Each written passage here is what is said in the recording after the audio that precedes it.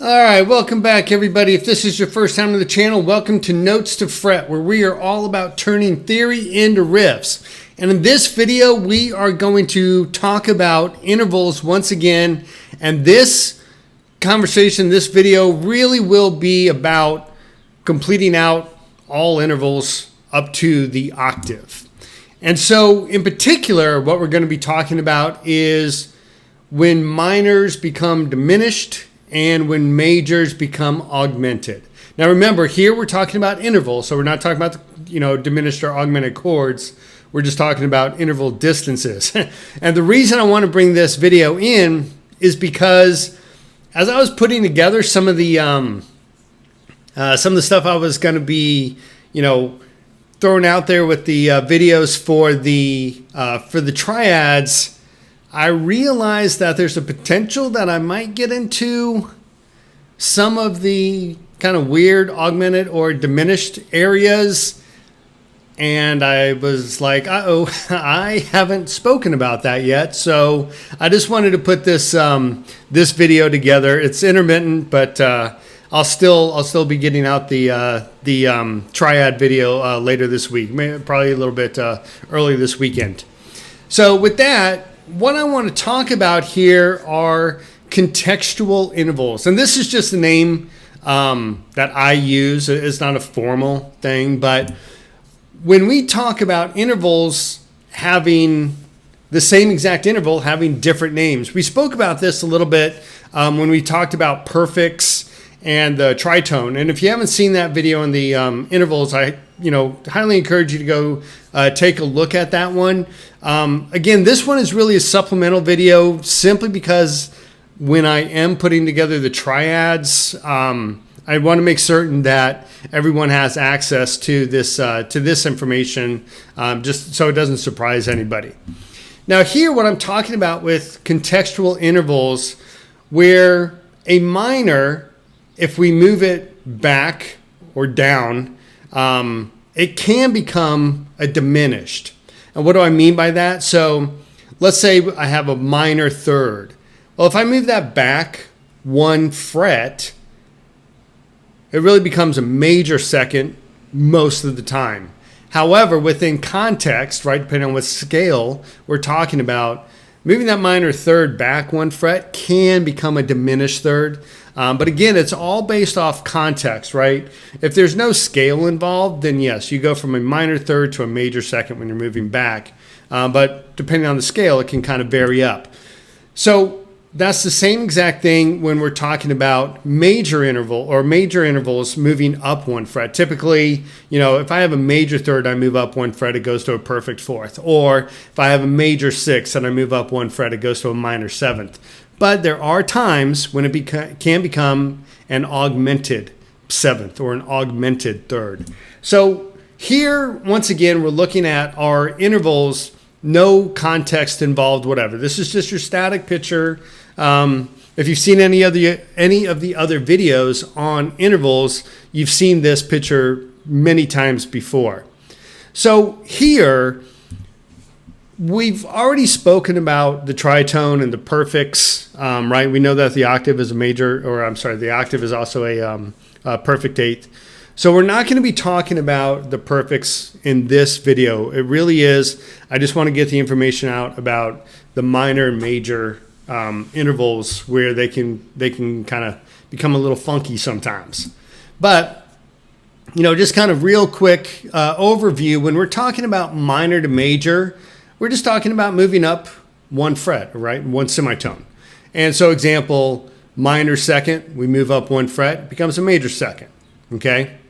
And if we're talking about a minor third and we move up one fret, it becomes a major third. And if we're the same thing, if we're talking about a minor sixth, we move up one fret, it's a major sixth. Minor seventh, no different, right? We move up one fret, we hit a major seventh, no problem. Furthermore, when we're talking about going from major to minor, we're talking about moving back one fret, right? So major seventh, we move back one fret, we get a minor seventh. Major sixth, we move back one fret, we get a minor sixth. Major third, back one fret, minor third. Major second, same thing, back one fret, minor second, right? anyone who's seen the other videos on the intervals is probably flying through this already. But what I want to look at now is kind of a little bit of a nuance.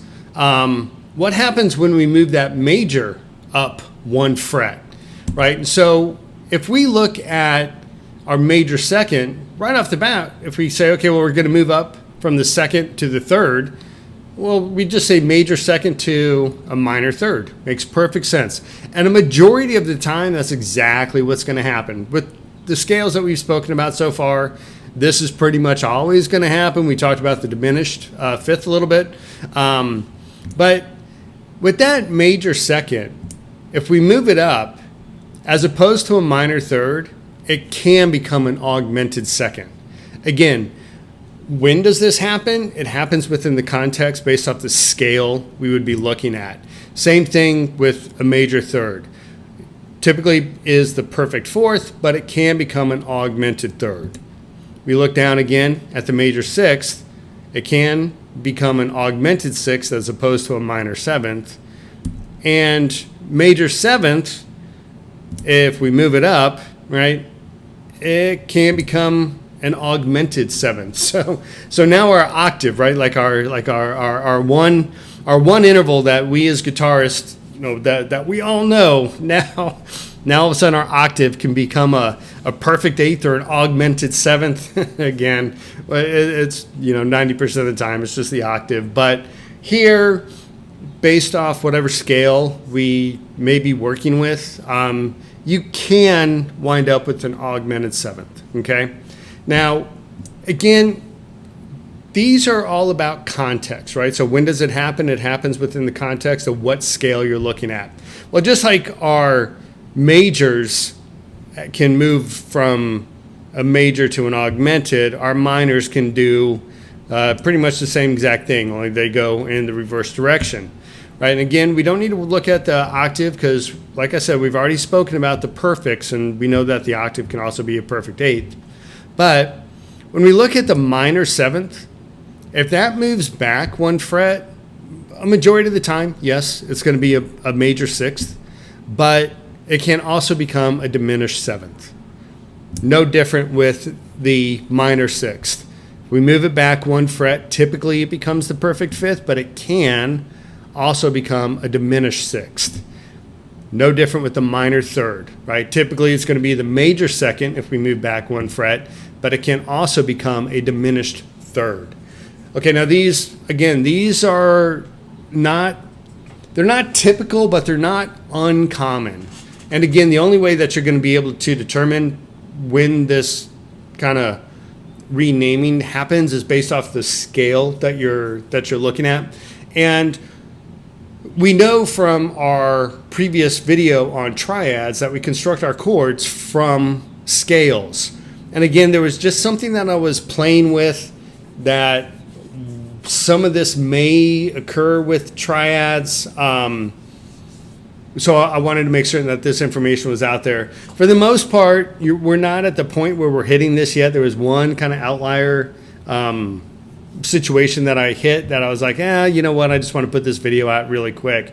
Now, one thing you will notice is I'm not talking about the minor second. The minor second going back 1 fret, you go back to your perfect unison, which is the first note of the scale, right? It's your tonic.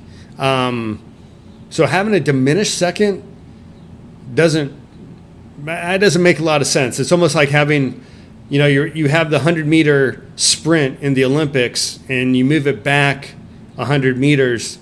You wouldn't really call it the negative 100-meter sprint. You just say the starting line is now 100 meters back and it becomes the 200-meter sprint, right?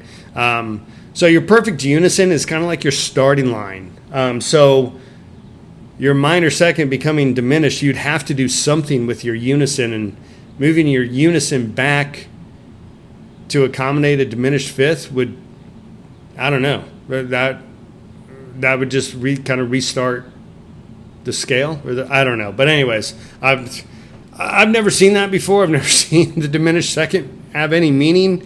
It might be a fun exercise to do academically. Actually, it could be kind of fun.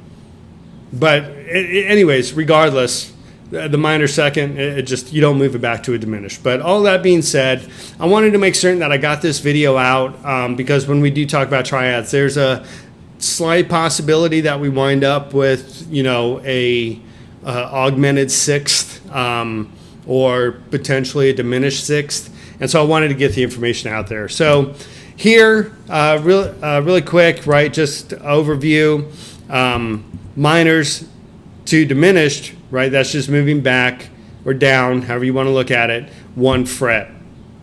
And then majors to augmented, again, that's just moving up or moving forward 1 fret, again, kind of depending on how you want to look at it. So again, this is a quick video. I wanted to get this information out there so when we do start talking about some of the triad voicings and everything else, there's one potential that I was looking at for this coming up. So wanted to put that out there, but a quick video. And like always, really appreciate everybody watching. I've been getting some good comments lately, and I really appreciate that. I'm glad to see that some folks out there are getting something out of these videos. And again, if you're watching this one and you haven't done so yet, you know, give me a thumbs up or smash that subscribe. Really helps the channel out, and I'll keep on bringing you these videos. But until then, thanks again for watching, everybody, and we will see you later this week for the continuation on the triads. Take care, everybody.